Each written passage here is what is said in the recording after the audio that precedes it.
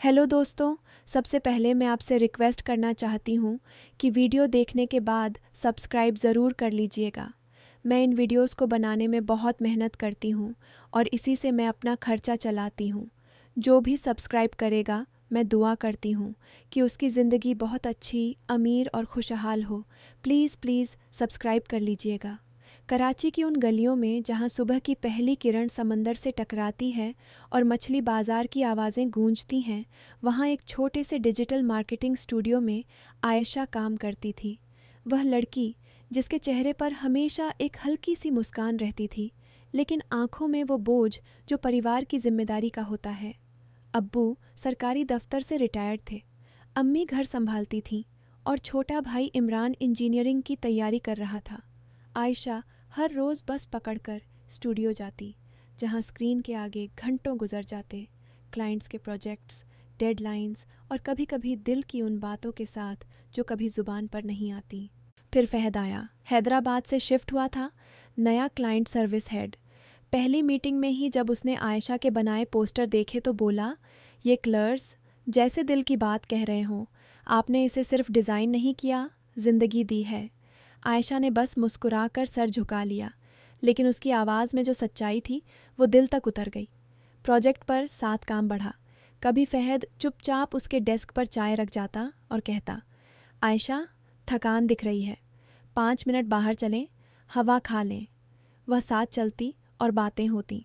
फहद अपनी अम्मी के बारे में बताता, जो अकेली रहती थी और उसे कितना मिस करता था। आयशा सुनती और सोचती, ये लड़का कितना जिम्मेदार है। धीरे धीरे वो पल आए जब बातें गहरी होने लगीं। एक शाम प्रोजेक्ट लॉन्च के बाद स्टूडियो में सिर्फ दोनों रह गए थे। बाहर बारिश की बूंदें गिर रही थीं, लेकिन कमरे में सिर्फ स्क्रीन की रोशनी। फहद ने कहा, आयशा तुम्हारे बिना ये कैंपेन अधूरा रह जाता। तुम न सिर्फ काम करती हो बल्कि दिल से करती हो। आयशा की सांस थोड़ी तेज़ हो गई।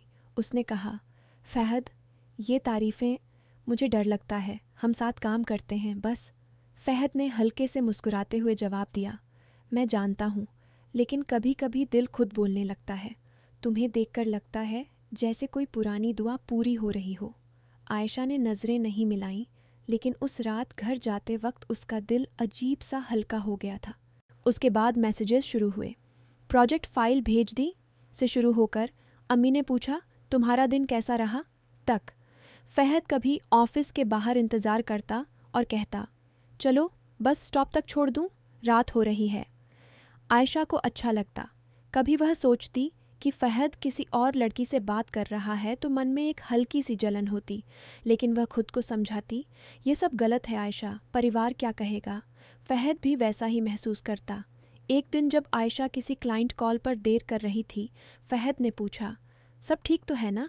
उसकी आवाज़ में चिंता थी, न कि गुस्सा।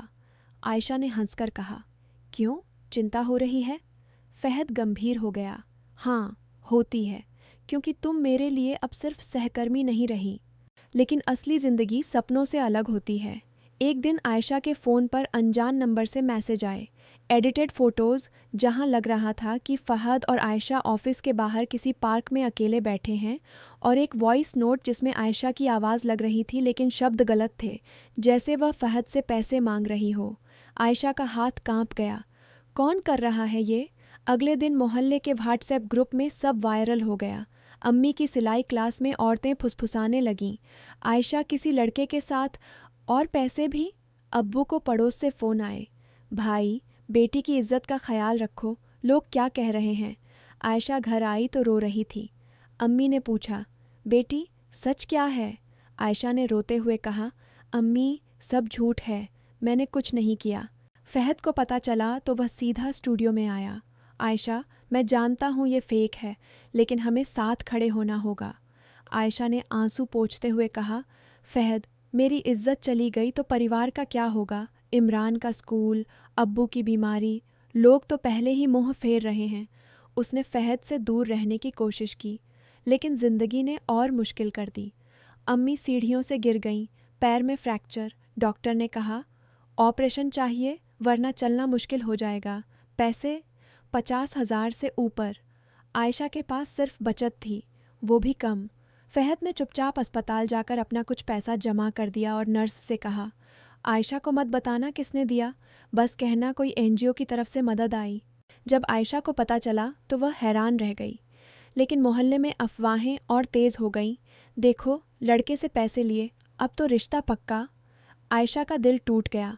उसने फहद से कहा, फहद, अब हमें दूर रहना चाहिए। मेरी वजह से तुम्हारी नौकरी, तुम्हारा नाम, सब खराब हो जाएगा। फहद की आंखें नम हो गईं। आयशा, मैं तुमसे प्यार करता हूँ, सच्चा प्यार, लेकिन मैं जानता हूँ तुम्हारी इज्जत सबसे ऊपर है।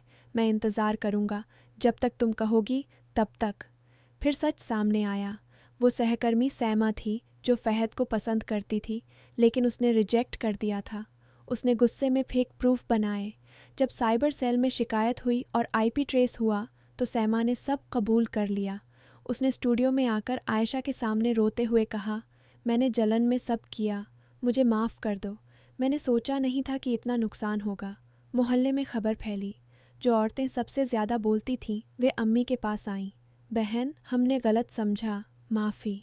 अम्मी ठीक हो गईं। अब्बू ने फहद को घर बुलाया। बेटा, तुमने बिना कुछ कहे मदद की, इज्जत बचाई। मैंने गलत सोचा था। फहद ने सर झुकाकर कहा, अंकल, मैं आयशा से शादी करना चाहता हूँ, लेकिन आपकी मर्ज़ी के बिना नहीं। उसकी इज्जत मेरी सबसे बड़ी जिम्मेदारी होगी। अब्बू ने हामी भर दी। आज आयशा और फहद शादी के बाद साथ हैं। कभी शाम को समंदर किनारे बैठते हैं, हाथ में हाथ थामे। आयशा कहती, याद है वो अफवाहें? फहद मुस्कुराता, याद है, लेकिन याद है वो दिन जब मैंने कहा था कि तुम मेरे लिए ख़ास हो?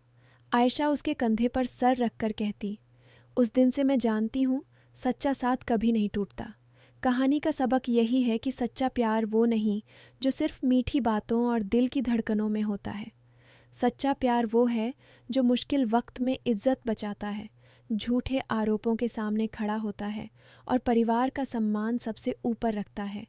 अफवाहें आएंगी, लोग गलत समझेंगे, लेकिन अगर दिल साफ है और साथ सच्चा है तो सच हमेशा जीतता है और ज़िंदगी फिर से नई शुरुआत ले लेती है।